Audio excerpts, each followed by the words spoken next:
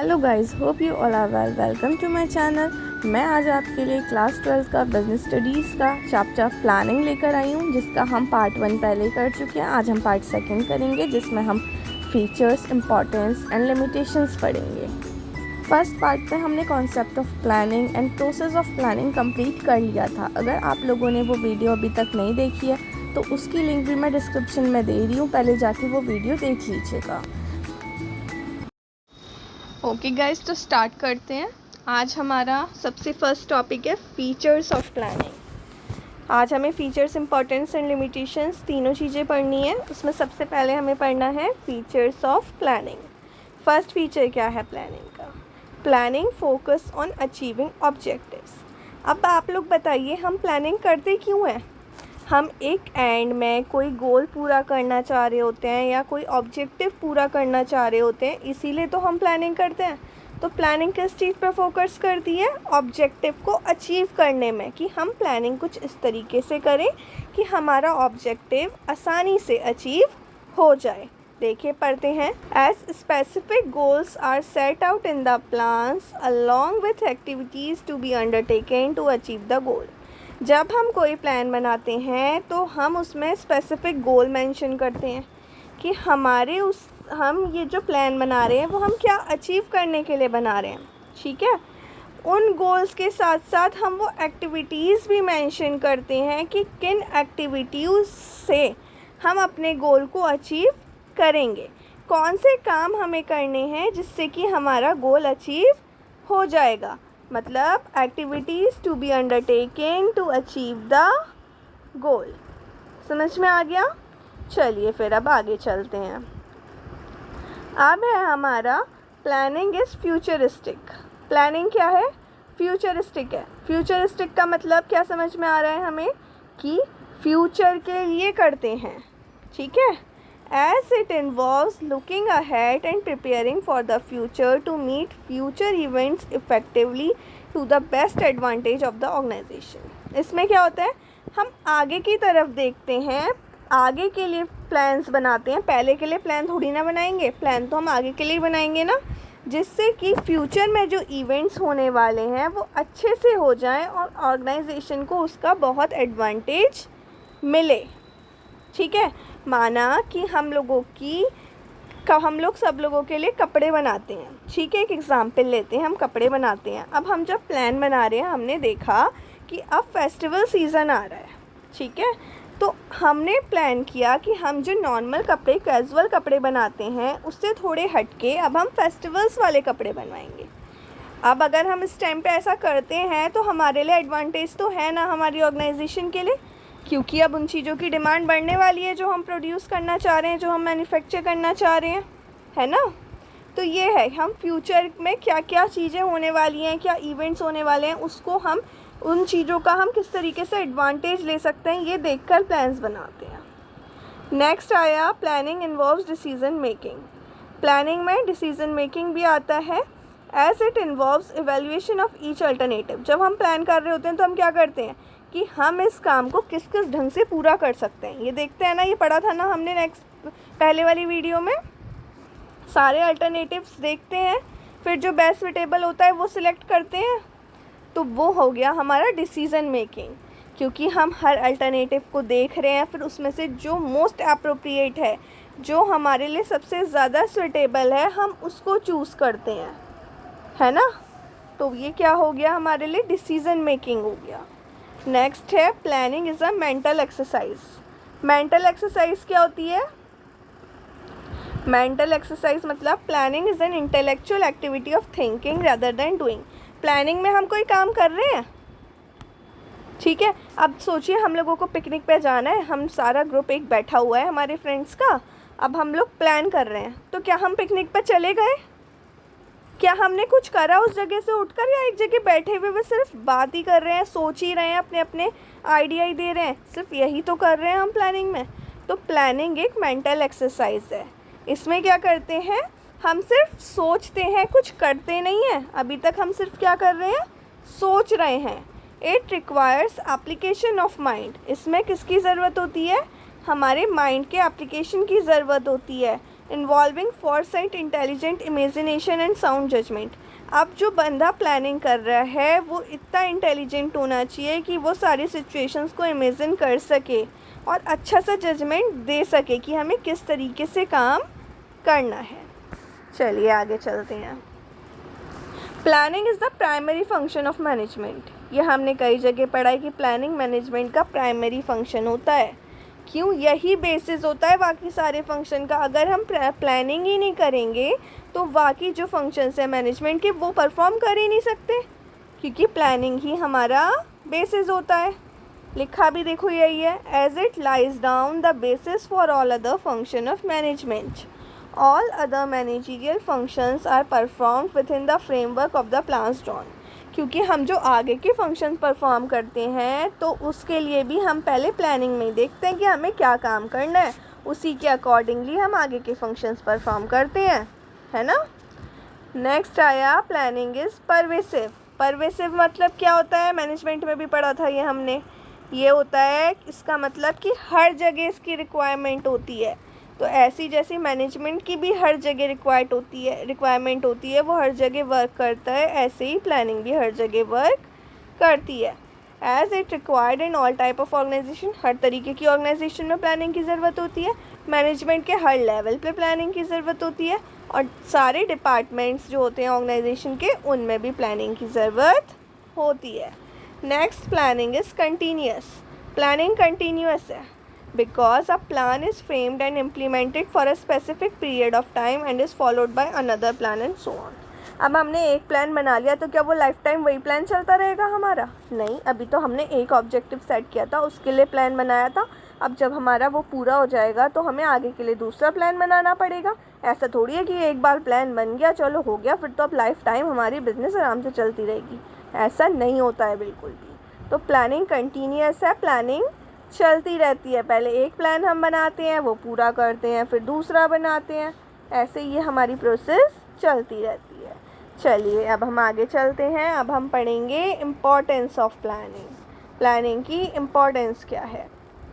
First है provides direction. ये हमें डायरेक्शन देता है। Planning provide direction by deciding in advance what action should be taken. If there was no planning, employees would be working in different direction and the organization will not be able to achieve its desired goals. देखो, planning हमें बताती है पहले से ही कि हमें क्या करना है, हमें किस साइड काम करना है। ठीक है, अगर प्लानिंग ही ना हो तो एम्प्लॉयज़ तो अपने मन से कुछ भी करते रहेंगे और फिर क्या ऑर्गेनाइजेशन अपना गोल अचीव कर पाएगी? बिल्कुल भी नहीं कर पाएगी। पता चला जिसकी जो मर्जी आ रही है, जिसका जो दिमाग कह रहा है वो काम करे जा रहा है। किसी को पता ही नहीं है कि गोल क्या है, किस तरीके से हमें उस गोल को पूरा करना है, पहले से हमने डिसाइड ही नहीं कर रखा, तो फिर हमारा सब कुछ करना बिल्कुल यूज़लेस हो जाएगा। तो प्लानिंग हमारी मदद करती है एक डायरेक्शन देने में, सब लोगों को बताती है कि आपको किस तरीके से काम करना है, किस तरफ काम करना है, हमारा मेन एम क्या है। ठीक है, नेक्स्ट आया reduces the risk of uncertainty. Uncertainty क्या है? कुछ भी अचानक से हो जाना।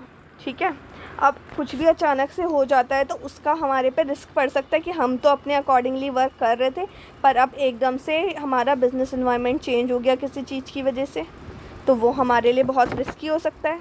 तो प्लानिंग हमारी हेल्प करती है कि उस रिस्क को वो कम कर दे। कैसे? कि हम उसके लिए पहले से ही प्लान्स बना देते हैं कि अगर कोई चेंज आया, कोई अगर अनसर्टेनिटी आई तो हमें उसके सामने किस तरीके से रिस्पॉन्स करना है, ये हम पहले से ही प्लान करके रख लेते हैं। ये नहीं है कि प्लानिंग हमारी चेंजेस को या अनसर्टेनिटीज़ को बिल्कुल ख़त्म कर देती है। आते हैं चेंजेस आते हैं, वो तो हमारे हाथ में नहीं है कि इन्वायरमेंट में क्या चेंजेस आएंगे, क्या अनसर्टेनिटीज़ हो जाएंगी, पर हाँ ये है कि हमने पहले से सोच रखा है कि ऐसा ऐसा भी हो सकता है और उसके लिए हमने पहले से ही प्लान बना रखे हैं कि उन सिचुएशंस के साथ हमें किस तरीके से डील करना है। तो हमारे लिए काफ़ी ईजी हो जाता है और हमें ज़्यादा उसका नुकसान नहीं भुगतना पड़ता। ठीक है, तो इस वजह से ये क्या हमारा पॉइंट बन गया, reduces the risk of uncertainty. Third point आया reduces overlapping and wasteful activities. Overlapping और वेस्टफुल एक्टिविटीज़ मतलब एक ही जना एक ही काम को करे जा रहा है। ओवरलैपिंग हो रही है, ज़रूरत नहीं है इतनी बार उस काम के होने की।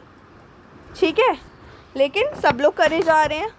वेस्टफुल एक्टिविटीज़ हो रही हैं, जिन एक्टिविटीज़ की ज़रूरत भी नहीं है वो काम भी ऑर्गेनाइजेशन में हो रहे हैं। इससे क्या हो रहा है, हमारा सारा पैसा बर्बाद हो रहा है। उन एम्प्लॉयज़ पे जो हम पैसा खर्च कर रहे हैं वो तो वेस्ट ही हो रहा है एक तरीके से, क्योंकि वो हमारे किसी यूज़ का तो है नहीं।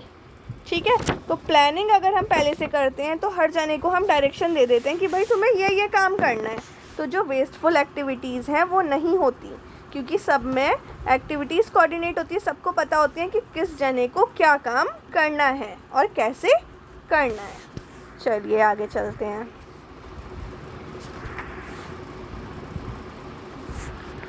Promote innovative ideas. Innovative ideas को प्रमोट करता है, मतलब इनोवेटिव आइडियाज़ मतलब कि जिसमें हम अपना दिमाग लगाते हैं और अच्छा सोचते हैं, अरे हम ऐसे भी कर सकते हैं तो हमें प्रॉफिट होगा, अगर हम ऐसे करेंगे तो और हमारी कंपनी ग्रो करेगी। तो इनोवेटिव आइडियाज़ को प्रमोट करता है। देखिए पढ़ते हैं। Planning promote innovative ideas requiring application of mind and foresight. It is the most challenging activity for the management as it guides all future actions leading to growth and prosperity of the business. अब जब management plan बना रहा है तो वो अपना दिमाग लगाता है कि अरे हम क्या क्या कर सकते हैं जो हमारे फ्यूचर में हमारे लिए बहुत हेल्पफुल साबित हो, है ना। अपने वो अच्छे आइडियाज़ निकाल के लाते हैं मैनेजमेंट के जो लोग होते हैं।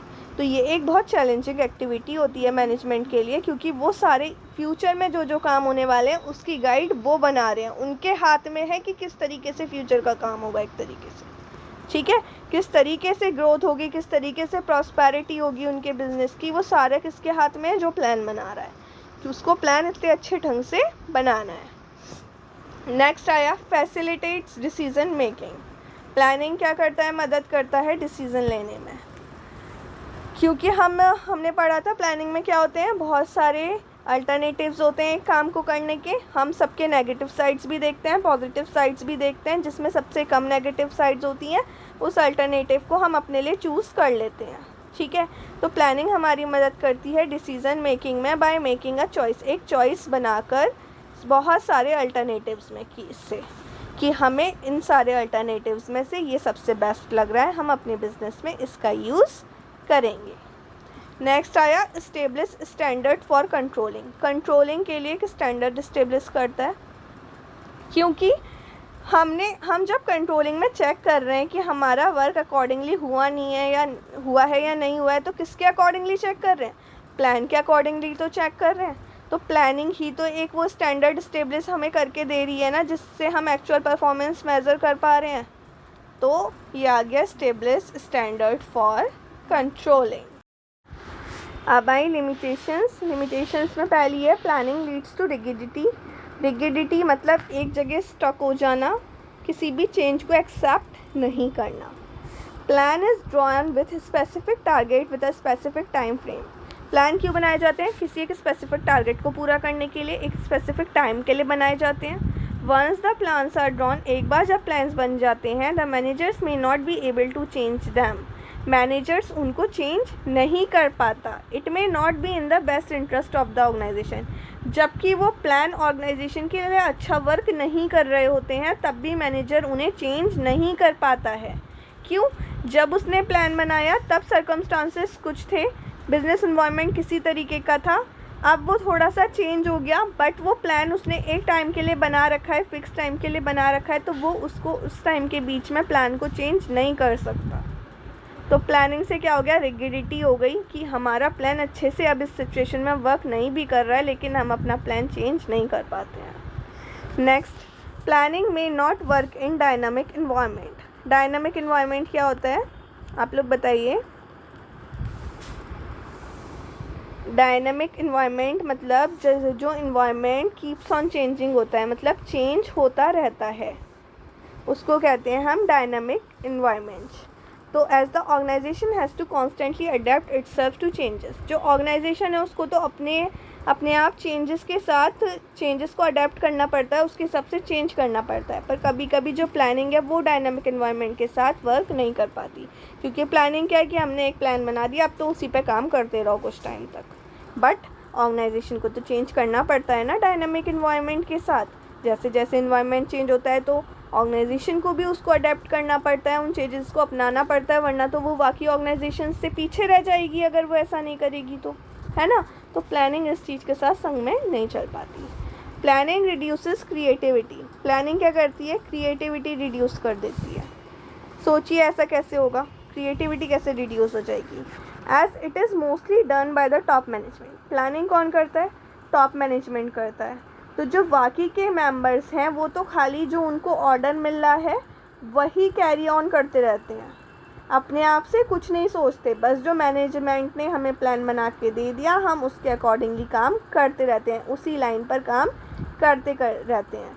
They are neither allowed to deviate from plans not are permitted to act on their own. ना तो वो प्लान से हिल सकते हैं, ना ही उनको परमिशन होती है कि वो अपने आप अपना दिमाग लगा के कुछ कर सकें। दस देयर इनिशिएटिव और क्रिएटिविटी गेट्स लॉस्ट और रिड्यूस। इससे क्या होता है? उनका जो इनिशिएटिव है, उनकी जो क्रिएटिविटी है वो लॉस्ट हो जाती है और रिड्यूस भी हो जाती है। चलिए अब आगे चलते हैं।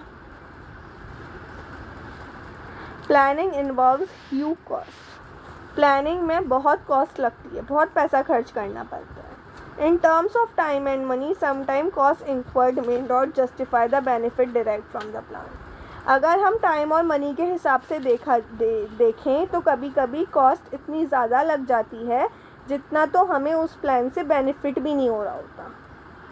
अब हम इतनी लंबी मीटिंग कर रहे हैं मैनेजर्स की मिला के, तो उन मैनेजर्स की सैलरी है ना, उन लोगों का टाइम खर्च हो रहा है। अब वो मीटिंग हो रही है, उसके लिए स्पेस भी चाहिए, सब कुछ चाहिए, उसके लिए हमें पैसे भी चाहिए, अलग अलग चीज़ें देखी जा रही हैं। तो वो सब कुछ मिला के कभी कभी हमें इतनी कॉस्ट पे करनी पड़ जाती है कि उतना तो हमें बेनिफिट भी मिल नहीं रहा होता उस प्लान से। तो ये भी एक लिमिटेशन है। नेक्स्ट है planning is time consuming. Planning क्या है? टाइम कंज्यूमिंग है। टाइम कंज्यूमिंग का मतलब क्या हुआ? मतलब बहुत ज़्यादा समय लेने वाली है। जैसे अभी हमने पहले पढ़ा प्लानिंग इन्वॉल्व्स ह्यूज कॉस्ट, ऐसी प्लानिंग जैसे कि कॉस्ट ज़्यादा लेती है तो टाइम भी ज़्यादा लेती है, कि इतना टाइम ले लेती है। कभी प्लानिंग की सोचने में हमने इतना टाइम लगा दिया कि हमारे पास उसको इम्प्लीमेंट करने का टाइम ही नहीं बचा। Sometimes not much time is left for its implementation. माना हम तो प्लान करे जा रहे हैं, भैया आज शाम को घूमने जाएंगे, आज शाम को घूमने जाएंगे, ठीक है। अब हमें शाम को 4 बजे घूमने जाना था, हम प्लान करते रहे, टाइम ही नहीं देखा, 4:30 तो हमें प्लान करते करते ही हो गए। तो अब हम कब जाएंगे घूमने? अंधेरा होने के बाद जाएंगे कि अभी तो हमारा प्लान भी नहीं बना 4:30 तक, तो हमें 4 बजे जाना था। तो कभी कभी प्लानिंग इतना टाइम ले लेती है कि हाँ उसके इम्प्लीमेंटेशन का हमारे पास टाइम ही नहीं बचता। नेक्स्ट आया planning does not guarantee success. Planning इस बात की गारंटी नहीं देती कि हम जो प्लान बना रहे हैं उससे हमें सक्सेस ही मिलेगी। Unless it is translated into action, managers have a tendency to rely on previously tried and tested successful plans, which may create a false sense of security and leads to failure. Managers की क्या tendency है? Manager सोचते हैं अरे पहले हमने ये plan बनाया था, ये बड़ा अच्छा काम करा था, हम बड़ा सक्सेसफुल रहा था, अब हम यही प्लान बनाते हैं। अब उन्होंने वही प्लान बना लिया, उन्हें लग रहा सक्सेस होगी, भैया पहले भी सक्सेस हुई थी, इस बार कैसे नहीं होगी। पर इस बार क्या हुआ, वो उनको फेलर भी दे सकता है। ज़रूरी नहीं है कि सक्सेस हो, सेम प्लान टाइम के अकॉर्डिंग काम करना चेंज कर सकता है। मतलब एक बार अगर वो सक्सेसफुल हुआ तो ज़रूरी नहीं है अगली बार भी सक्सेसफुल होगा। गाइस तो आज का टॉपिक हमारा यहीं पे ख़त्म होता है। अगर आपको मेरी वीडियो पसंद आई हो तो प्लीज़ लाइक कीजिए, कमेंट कीजिए, अपने फ्रेंड्स के साथ शेयर कीजिए और मेरे चैनल को सब्सक्राइब कीजिए, जिससे कि जब भी मैं आगे नई वीडियो लेकर आऊँ, केस स्टडीज़ लेके आऊँ, तो वो जल्दी से जल्दी आप तक पहुँच जाए। Thanks for watching.